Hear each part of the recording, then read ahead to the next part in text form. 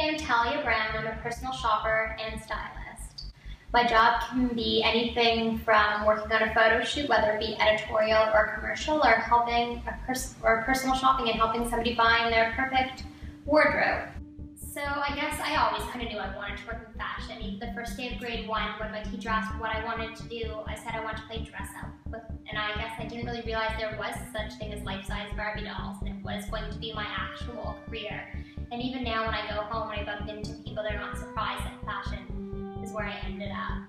My first internship ever was in California working for Magic Film and Video Works. And when I was there, I realized that Stylist was a job and it's something I could do. And ever since then, I just kind of like made it happen. And I definitely took a while getting here. I worked on the sales floor, I worked in PR, anything to kind of meet people and get my name out there, but also getting comfortable in the fashion industry in every which way, so that when I had a career, at least I knew every aspect of what I needed to do from a day-to-day standpoint. What motivates me is seeing my work, whether it be in print or on a billboard, or just running into somebody that I helped shop and realizing that they're confident and they look great. It's just seeing my work come to life. It keeps me motivated and keeps me wanting to work harder and work for more.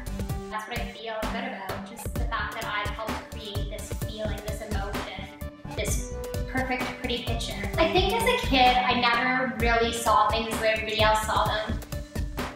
I would come home and basically, I think instead of learning while I was in class, I would learn from my parents. I really learn auditorily. I guess I really learn from hearing and by seeing and doing rather than just listening.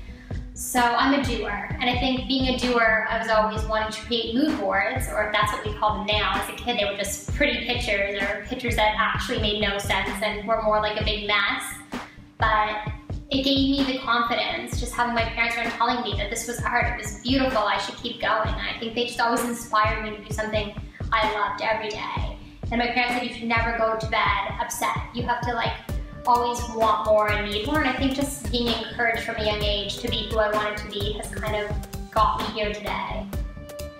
Working along the way, I had many stumps and many people telling me what I wanted wasn't realistic. I should think of something that's inside the box, I should really focus on going to university. And I went to university, and not that I don't use my degree, but I went there for the interpersonal skills I was going to have in my styling career, rather than going there to learn the logistics behind why we really get an English degree. I wouldn't change going to university because I made the best friendships of my life there, but I definitely had a lot of people telling me I should really question where I saw myself. I should try to become a professional, a lawyer, a doctor, a dentist, and I guess it started at a really young age. I remember being in math class and my math teacher saying, you have to pass a class, you're going to need this skill.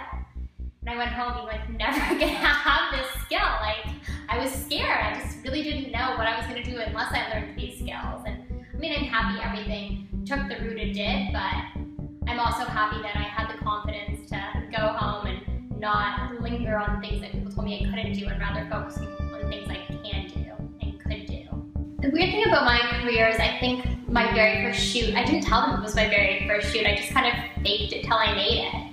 I wouldn't have changed that for the world. I had the confidence to do it, I just had to be given the opportunity. And I asked a lot of questions. And I also learned from the mistakes I made, because once you make a mistake, you're never going to make it again. So I think the thing was kind of getting rid of fear and realizing that fear was what was going to get me from one place to the next. And even now, I'm full of fear, but that's my motivator. I never want to get so comfortable that I'm scared to grow. I always want to think of the bigger picture. Well, I think most people are scared of fear because they're scared it's going to stop them and it's going to get in their way, but sometimes fear is what drives you.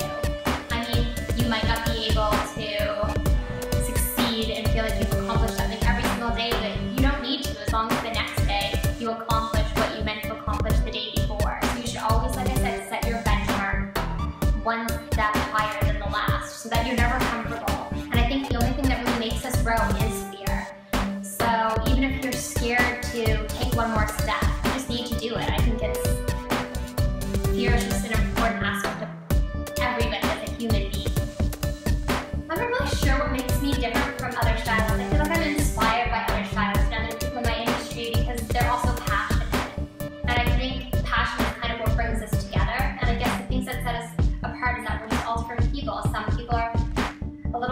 personal, some people are a little more skillful, some people are a little bit more resourceful. So it's really hard to like compare yourself to other people. You should kind of use them to benchmark where you are, but not in a competitive way, because then you're always gonna hold yourself back. I think you should use it just as a stepping stool to what else you could be doing. My 3 tips for somebody that wants to become a stylist is believe in yourself, trust your fashion sense, and don't be scared to make mistakes, because you're gonna learn from all those things, and that's what's gonna help your career grow. Never stop learning about fashion. Pick up those magazines, source things online, just get to know where you can find things, because the more you know, the easier it's going to be to find the pieces you need. My second tip for getting into styling is create a nice hub of connections, because the more stores you can pull from, the more showrooms you visit, the easier your job will become, because they're only there to help you. So it's basically building connections. And I guess my last tip is being a real team member. Make sure when you're on set that you find out if the photographer is okay, find out if the model's okay, make sure that you're helping create the mood, what's needed.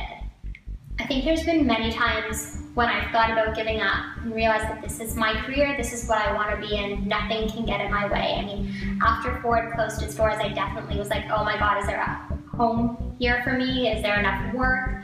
And I think also, you know, after you have a slow month or two, you're always questioning, is there still going to be work? But the thing about being in the freelance industry is there's down times and there's busy times. You just have to make the best of both, and don't play with your head too much, and don't compare yourself to other people. Just keep pushing and keep trucking along.